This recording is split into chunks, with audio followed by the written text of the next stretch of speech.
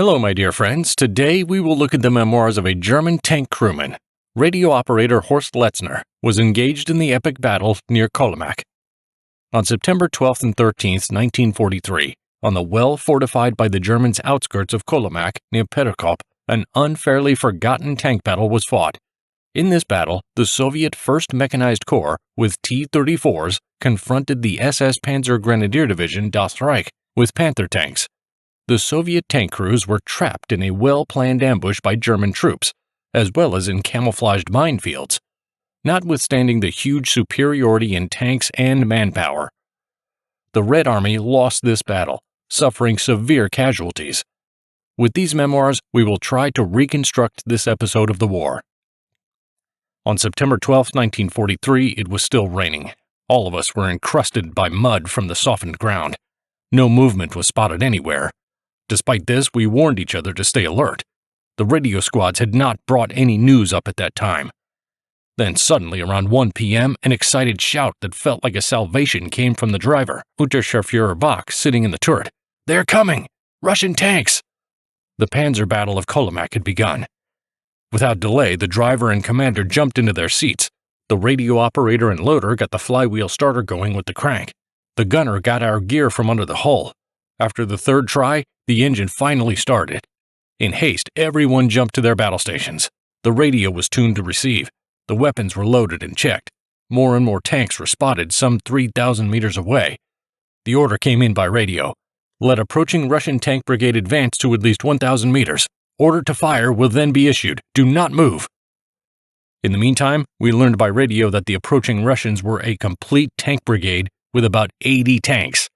We had 14 tanks of our own, 2 of which were without a serviceable engine. The Russians drove widely dispersed and very hesitantly in their T-34s and a few KV-1s and KV-2s. Later, it was determined that there was a total of 86 tanks. Ludwig reported from the left that his attempts to start his engine were hopeless. 2 enemy tanks were already within 600 meters of his position. The units of the infantry division deployed on the right were already in retreat. A lieutenant with a decimated company passed by and stated that the positions could not be held against a huge Russian tank armada. Schaefer's admonition to let the Russians roll by and then offer a hot reception to the Russian infantry certain to be following behind was shrugged off. He could not hold back his men anymore. After a radio message, the reconnaissance unit with the attached 15 DF tried to do something for the abandoned sector to its right, in addition to its own fairly wide sector. These great guys, our old comrades whom we already knew from previous sections, fanned out farther to the right and let themselves be overrun by the Russian tank brigade across the whole sector. Hubert Ludwig was back on the frequency. 2 T-34s were within 400 meters of his immovable Panzer's position. He received permission to fire and knocked out both T-34s within 1 minute. The Russians noticed quickly that something was happening on their left flank, and they picked up the pace. The rain had stopped. The majority of the T-34s pulled slightly to the left since they had so far only spotted Ludwig. By doing this, they showed us some of their left broadside and were easy to make out. Even the ones farther away were easily spotted with their typical gray diesel exhaust clouds. Then, over the radio, we received permission to open fire. The Russians became somewhat disorganized and could not make us out very quickly. The fire was very inaccurate. Our loader, Ernst Zittler, gave each shell a stroke and a whish on its way. Our gunner, Heinz Schroeder, regained his customary calm. While our commander, Emmerling, got excited in the turret, they aimed without haste and fired. After only the second shot, the first of the attacking T-34s was in flames. A terrific fireworks began. Then we tried to get our panzers out of their dug-in positions. After 2 days of rain, however, this was exceedingly difficult. Our driver, Bach, was fairly excited at the thought of not being able to get our old crate out of the hole. He let the clutch jump a few times and killed the engine, but after a few tries we managed. Then Wimmer called from the right. He asked for a tow and needed a new fuel pump. More and more Russian tanks were on fire. Each panzer had its share in these victories. Hubert Ludwig reported further successes from the far left flank. At the end of the battle, 23 knocked-out enemy tanks were counted in front of his position. We pulled up our panzer behind the hole of the right flank panzer, Wimmer, who had already attached a tow cable and tackle. After many tries, while exchanging fire at the same time, we pulled the Panzer out of the position. Towing it farther was impossible since the pulley and 2 tow cables broke. In addition, our ammunition was quickly running out. Then we got a hit in the upper left outside rear engine wall. The shell struck in the fuel tank, one of 5 behind the wall. Fortunately, the tank was already empty and there was no explosion. Shortly after, we received a second hit in the 4th left running wheel. Again, we changed positions. Then we received permission to return to the battalion battle command post. Backwards march! We moved to the rear over low ground and quickly reached the close-by battle command post. Hastily, we refueled and took on ammunition. Pulleys and tow cables, as well as a quickly found fuel pump, were taken on board. Then we raced back into the steeply rising terrain. As we drove up the slope, we encountered a T-34 about 100 meters away, approaching us from behind and to our left. Obviously, we had not expected to meet him there behind the front line. After a few seconds of terror, during which the range decreased even more, the commander, Lorenz Emmerling, ordered, "Ram and board!" The T-34 then stopped at about 50 meters and swung its turret to the right towards us. Heinz Schroeder yelled, "Stop!" and making use of the round which was always kept in the breech, hit the Russian tank directly on the turret ring. After 2 seconds before our next shot, a flash of flame came out of the Russian turret.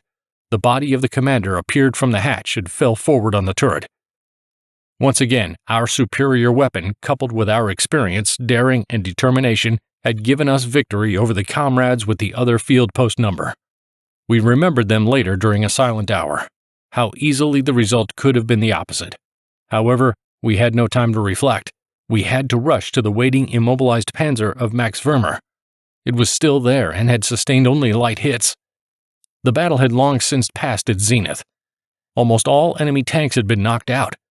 The driver, Emil Engel, took hold of the reserve fuel pump we brought and with imperturbable calm changed it in a new record time under occasional shelling. Even as we approached, our gun fired single shots to detract attention from Max Wehrmacht. Ahead, we saw Russian infantry trickle in. A T-34 tried to approach to within 2,400 meters. Hans Schroeder, who had already loaded an explosive shell, fired and rendered the Russian immobile. Shortly, earlier than at home, dusk set in. The noise of the fighting faded. The Russians put out the flames in the rest of their burning tanks and began to tow those in front of their advanced lines to the rear. For a long time after dark, engine noise was heard from the Russian side. The Knight's Cross for a Panzer driver. Not much was said during the war about the Panzer drivers. They steered their vehicles dutifully, as ordered by the Panzer commanders. However, they too took a deciding role in the course of combat, as proven by the actions of Untersturmführer Hans Taylor, who was awarded the Knight's Cross for his outstanding courage. 3 medium panzers of the 6th Panzer Company, 2DR, rolled across the steppe, moved up a hill, and were suddenly surprised by 15 Soviet tanks. Within a few minutes, the panzer driven by Hans Taylor knocked out 3 T-34s.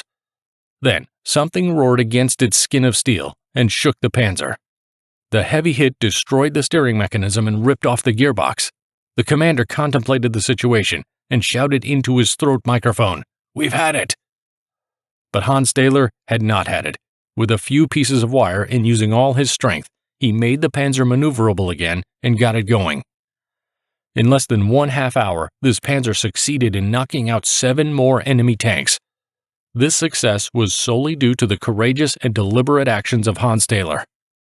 Taylor, however, remained quiet and modest, and wore his award on behalf of all the panzer drivers who silently did their duty. He died a soldier's death on April 7, 1945, as a panzer commander during the fighting for Vienna.